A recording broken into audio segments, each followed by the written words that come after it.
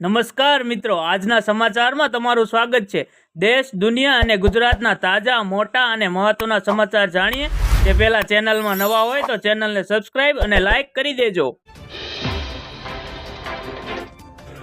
આગળના મહત્વના સમાચારની વાત કરીએ તો રેમલ ચક્રવાતને કારણે 102 કિલોમીટર પ્રતિ કલાકની ઝડપે પવન ફૂંકાશે। બીજી બાજુ રાજ્યમાં કાળઝાળ ગરમી। અમદાવાદ સિઝનમાં પહેલી વાર 46.6 ડિગ્રી સાથે રાજ્યનું હોટ સિટી બન્યું હતું। 6 શહેરોનું તાપમાન 45 ડિગ્રીને પાર થયું હતું।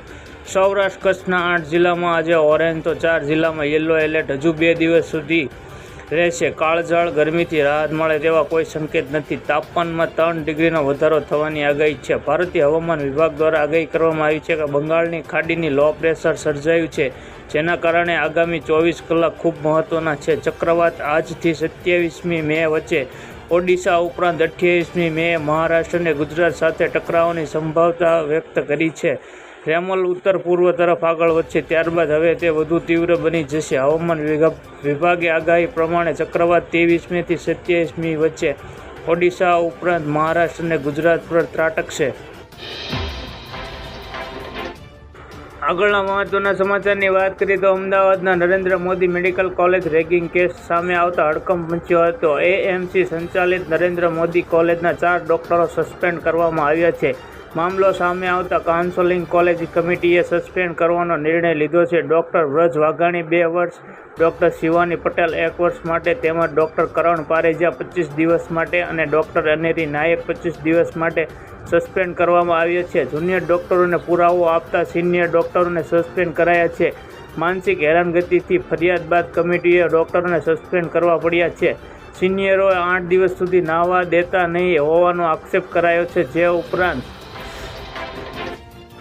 આગળના મહત્વના સમાચારની વાત કરીએ તો ગુજરાત બોર્ડના ધોરણ 10 અને 12ની પૂરક પરીક્ષાની તારીખ જાહેર કરવામાં આવી છે, જેમાં 24 જૂનથી ધોરણ 10 અને 12ની પૂરક પરીક્ષાઓ શરૂ થશે, જ્યારે ધોરણ 12ના તમામ પ્રવાહોની પૂરક પરીક્ષાઓમાં પણ 24 જૂનથી શરૂ થશે। હવે વિષયવાર પરીક્ષાનો તારીખો બોર્ડ દ્વારા ટૂંક સમયમાં જાહેર કરાશે। ધોરણ 10ની પૂરક પરીક્ષામાં 32,740 વિદ્યાર્થીઓએ ફોર્મ ભર્યા છે, જ્યારે ધોરણ 12 સામાન્ય પ્રવાહની પૂરક પરીક્ષામાં 25,628 ફોર્મ ભરાયા છે। ધોરણ 12 વિજ્ઞાન પ્રવાહમાં 8,447 ફોર્મ ભરાયા છે। આમ કુલ 67,115 વિદ્યાર્થીઓ ધોરણ 10 અને 12ની પૂરક પરીક્ષા આપશે। ધોરણ 10માં 3 અને ધોરણ 12માં 2 વિષયની પૂરક પરીક્ષા લેવાશે। વિજ્ઞાન પ્રવાહના તમામ વિષયોની પૂરક પરીક્ષા લેવામાં આવશે।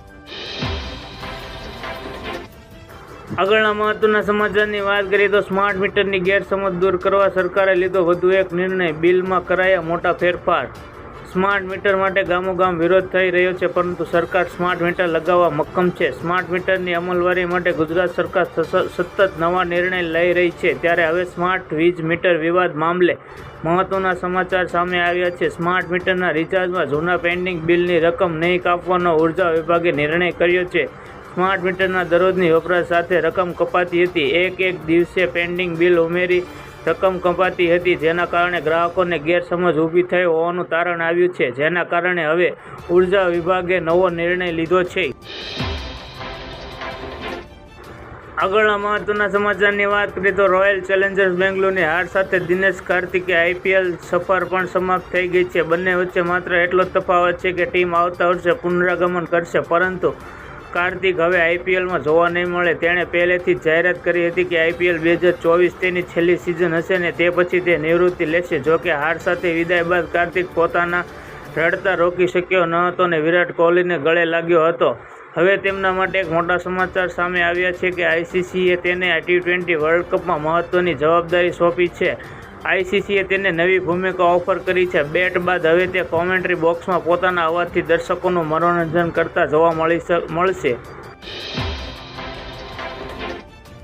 આગળના મહત્વના સમાચારની વાત કરીએ તો જંગલના રાજાની હાલત ગલીના રખડતા કૂતરા જેવી, વિડીયો વાયરલ થતા તપાસના આદેશ છૂટ્યા। કાળઝાળ ગરમીમાં લોકોની હાલત ખરાબ થઈ જાય છે તો અબોલ જીવોનું શું કહેવું? વન વિભાગ દ્વારા દર વર્ષે જંગલમાં ઉનાળામાં પાણીની વ્યવસ્થા કરવાની જાહેરાતો કરાતી હોય છે, પરંતુ એક વિડીયો વન વિભાગના આ કામગીરીની પોલ ખોલી છે। ગુજરાતમાં જ્યાં ગર્વ લે એવા સાવજોને ગરમીમાં પાણી માટે કેવી રળસપાટ કરવી પડે તેનો વિડીયો એક સામે આવ્યો છે। જોકે આ બાદ રાજ્ય સરકાર વન વિભાગ દ્વારા તપાસનો આદેશ આપવામાં આવ્યો છે।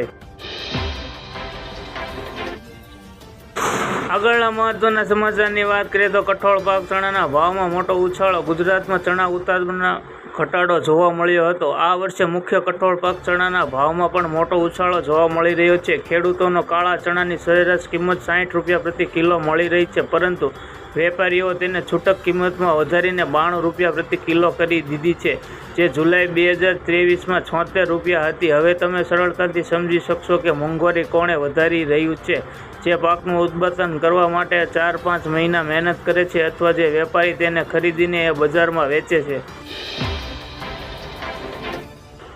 આગળના મહત્વના સમાચારની વાત કરીએ તો જીરાના ભાવમાં તેજીની લાગી બ્રેક. જાણો આજના ભાવ. રાજકોટ માર્કેટિંગ યાર્ડમાં જીરુના ભાવ 4,900 થી 6,074 સુધી બોલાયા હતા, જ્યારે ગોંડલ માર્કેટિંગ યાર્ડમાં જીરુના ભાવ 3,500 થી 6,241 સુધી બોલાયા હતા. તેમજ જેતપુર માર્કેટિંગ યાર્ડમાં જીરુના ભાવ 4,850 થી 5,725 સુધી બોલાયા હતા. બોટાદ માર્કેટિંગ યાર્ડમાં જીરુના ભાવ 5,000 થી 6,075 સુધી બોલાયા હતા, જ્યારે વાંકાનેર માર્કેટિંગ યાર્ડમાં જીરુના ભાવ 5,000 થી 6,060 સુધી બોલાયા હતા. તેમજ અમરેલી માર્કેટિંગ યાર્ડમાં જીરાના ભાવ 2,000 થી 6,000 સુધી બોલાયા હતા. આગળના મહત્વના સમાચારની વાત કરીએ તો લોકસભા ચૂંટણીને ધ્યાનમાં રાખી પીએમ નરેન્દ્ર મોદી આજે હિમાચલ પ્રદેશની મંડી લોકસભાની સીટની મુલાકાતે જવાના છે. અહીં પીએમ મોદી બીજેપી ઉમેદવાર કંગના રનૌત અને નાના બીજેપી ઉમેદવાર સુરેશ કશ્યપ માટે પ્રચાર કરશે અને રેલીને સંબોધશે. તેમને જણાવી દઈએ કે ભાજપ વિજય સંકલ્પ રેલી માટે તૈયાર છે. બંને સ્થળોએ પંડાલો સજાવવામાં આવ્યા છે અને હવે પીએમ મોદી આગમનની રાહ જોવાઈ રહી છે. તમને જણાવી દઈએ કે ચૂંટણીના 6થા તબક્કાનું મતદાન 25 મેના રોજ અને 7મા તબક્કાનું મતદાન 1 જૂને થવા જઈ રહ્યું છે. તમને જણાવી દઈએ કે બંને જગ્યાએ 40,000 ખુરશીઓની વ્યવસ્થા કરવામાં આવી.